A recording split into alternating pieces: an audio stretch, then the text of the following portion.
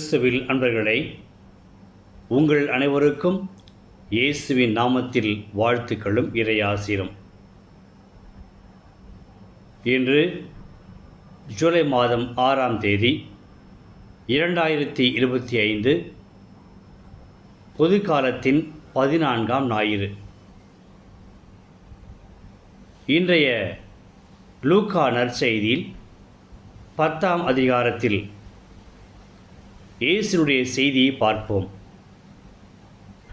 இயேசு இன்று தன்னுடைய சீடர்கள் வழியாக திண்ணை பிரச்சாரத்தை தொடங்கி வைக்கிறார்.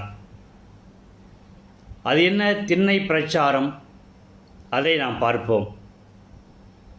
கிறிஸ்து இயேசு தன்னுடைய அந்த 72 சீடர்களை ஒருமுகப்படுத்தி அவர்களை தயார்படுத்தி தன்னுடைய அந்த இறையாட்சியின் செய்தியை மக்களுக்கு அறிவிக்க, அதுவும் வீடு வீடாக சென்று நற்செய்தியை அறிவிக்க அவர்களை தயார்படுத்தி அனுப்பி வைக்கிறார். எல்லா கிராமங்களுக்கும் மற்ற பட்டி தொட்டிகளுக்கெல்லாம் எங்கெல்லாம் இயேசு செல்ல விழைந்தாரோ அந்த இடங்களுக்கு இயேசு இந்த 22 சீடர்களை 2 பேராக அனுப்பி வைக்கிறார்.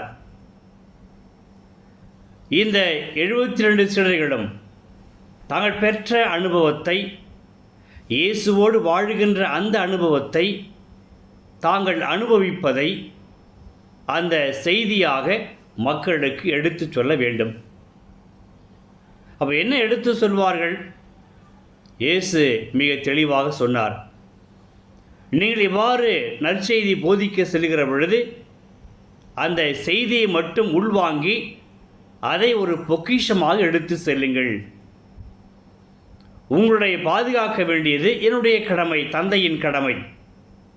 உங்கள் கவனமெல்லாம் நற்செய்தியை அறிவிப்பதில் மட்டுமே இருக்கட்டும் என்று சொல்லி அனுப்பி வைக்கிறார். இரண்டாவது, இயேசு அன்று தொடங்கிய அந்த பிரச்சார யுக்தி இன்று நம்முடைய பல்வேறு அரசியல் கட்சிகளால் எடுத்து நடத்தப்படுகிறது. அது என்ன யுக்தி? திண்ணை பிரச்சாரம். அது என்ன திண்ணை பிரச்சாரம்? இந்த அனுப்பப்பட்ட 72 சீடர்களும் இருவராக செல்லுகிற பொழுது ஒவ்வொரு வீட்டிற்கும் செல்ல வேண்டும். வீட்டிற்குள் சென்று அவர்களோடு அமர்ந்து பேசி இறையாட்சி அறிவிக்க வேண்டும். அவர்களோடு உரையாட வேண்டும். அவருடைய பல சந்தேகங்களை தீர்க்க வேண்டும். அதற்கு விளக்கம் சொல்ல வேண்டும். தங்களுடைய அனுபவத்தை பகிர்ந்து கொள்ள வேண்டும். இதுதான் அந்த இயேசுவினுடைய திண்ணை பிரச்சாரத்தினுடைய முக்கிய அம்சமாகும். அவ்வாறு செல்லுகிற பொழுது இயேசு சொல்கிறார், நீங்கள் சொல்ல வேண்டியது, எந்த வீட்டிற்கு சென்றாலும் முதலில் உங்கள் வாயில் வர வேண்டிய வார்த்தை, இந்த வீட்டிற்கு அமைதி உரித்தாகுக. நல்லா நினைச்சு பாருங்க. இயேசு அந்த வார்த்தைகளை தேர்ந்தெடுத்து சீடர்களுக்கு சொல்லி அனுப்பி வைக்கிறார். இவ்வீட்டிற்கு, இந்த வீட்டிற்கு அமைதி உரித்தாகுக. அப்போ இயேசுவுக்கு அந்த சமுதாயத்தினுடைய கட்டமைப்பு தெரியும், மக்களின் அனுபவங்கள் தெரியும். அந்த என்ன அனுபவங்கள்? மக்கள் துன்பத்தில் உழந்து கொண்டிருக்கிறார்கள், நம்பிக்கையற்று போயிருக்கிறார்கள், உள்ளம் கலங்கி போயிருக்கிறது, வாழ்க்கையில் பல்வேறு முரண்பாடுகளால் மக்கள் வதங்கி கிடக்கிறார்கள். இப்படிப்பட்ட மக்களுக்கு அந்த இயேசுவினுடைய வார்த்தை தன்னுடைய சீடர்கள் வழியாக, உங்களுக்கு, இந்த வீட்டில் வாழுகின்ற அனைவருக்கும், மனிதர்களுக்கு மட்டுமல்ல, அந்த இடம் முழுவதும் அமைதியால் நிறைந்திருக்கட்டும். ஒரு நம்பிக்கை ஊட்டுகின்ற வார்த்தைகளை முதலில் அவர்கள் பேச ஆரம்பிக்க வேண்டும். அந்த சூழ்நிலையை புரிந்து கொண்டு அந்த வீட்டில் இருக்கின்றவர்களை சங்கடத்திற்கு உட்படுத்தாமல் கொண்டு வந்த அந்த பொக்கிஷ செய்தியை அந்த வீட்டாருக்கு முழுமையாக கொடுக்க வேண்டும். இதான் இயேசுவினுடைய திண்ணை பிரச்சாரத்தினுடைய முக்கிய அம்சமாகும். அப்போ இந்த திண்ணை பிரச்சாரத்தை, இயேசுவின் இறையாட்சியின் விழுதுகளை, விதைகளை ஒவ்வொரு வீட்டிலும் ஒவ்வொருவரின் உள்ளத்திலும் விதைக்க சீடர்களை அனுப்பி வைத்தார். இயேசுவின் வார்த்தைகள் விதைகளுக்கு இயேசுவே ஒப்பிடுகிறார். இந்த விதைகள் அவருடைய காதுகளில் விழ வேண்டும். இதயம் என்ற மண்ணில் அது ஊற வேண்டும். அந்த இதய நிலத்தில் அது முளைத்தெழுந்து கனி தர வேண்டும். கனி தந்தால் அந்த வீட்டில் அமைதி இருக்கும், மகிழ்ச்சி இருக்கும்.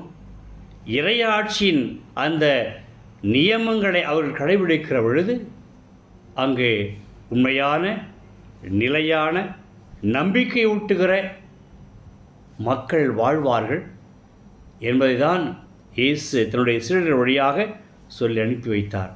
ஆக அன்பர்களே, இயேசுவின் திண்ணை பிரச்சாரம் மிக மிக மிக துல்லியமாக, ஒரு அறிவியல் பூர்வமாக ஒவ்வொரு நபரையும் ஒவ்வொரு வீட்டையும் சென்று அடைகிற அளவுக்கு இயேசு துல்லியமாக திட்டமிட்டு கணக்கிட்டு அறிவியல் பூர்வமாக, உளவியல் பூர்வமாக எடுத்து சென்று இறையாட்சியை பரப்புகிறார்.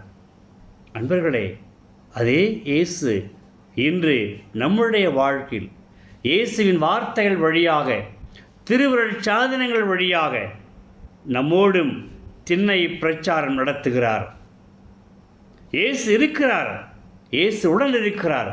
அந்த உடனிருப்பை புரிந்து கொண்டு இயேசுவின் வார்த்தைகளை கேட்டு உள்வாங்கி உரையாடி உறவாடி இயேசுவின் அன்பு சீடர்களாக நம்முடைய கலக்கமுற்ற சூழ்நிலையில், நம்பிக்கை இழந்திருக்கிற சூழ்நிலையில், வாடி வதங்கி போயிருக்கிற சூழ்நிலையில், விடிவே கிடையாதா என்று தவித்து போயிருக்கிற சூழ்நிலையில் நாம் இயேசுனுடைய அந்த திண்ணை பிரச்சாரத்தில் ஈடுபட்டு அதன் பலன் பெற்று மன அமைதியையும் தெளிவையும் நம்பிக்கையும் புது வாழ்வையும் பெற்றுக்கொள்வோம். ஜெபிப்போமா?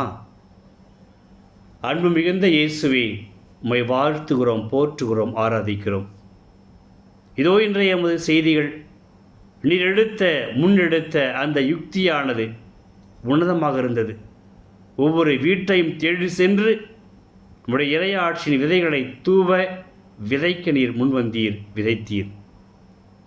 எங்கள் வாழ்விலும் எங்கள் குடும்பங்களிலும் நீர் உமது சீடர்கள் வழியாக, திருச்சபை வழியாக நம்பிக்கையின் விதையை, வாழ்வழிக்கும் விதையை, உயிரோட்டமுள்ள விதையை, அந்த கசப்பு நிறைந்த அந்த மண்ணையெல்லாம் அகற்றிவிட்டு பண்படுத்தப்பட்ட நிலங்களில் விதைக்கிறீர் என்பதை நாங்கள் புரிந்து கொண்டு நம்பிக்கையோடு அன்பு பிள்ளைகளாக வாழ எங்களுக்கு வரம் தாரும். இவற்றை மகன் கிறிஸ்து வழியாக ஜெபிக்கிறோம் தந்தையே. ஆமேன், ஆமேன். இறைவார்த்தை விதையாக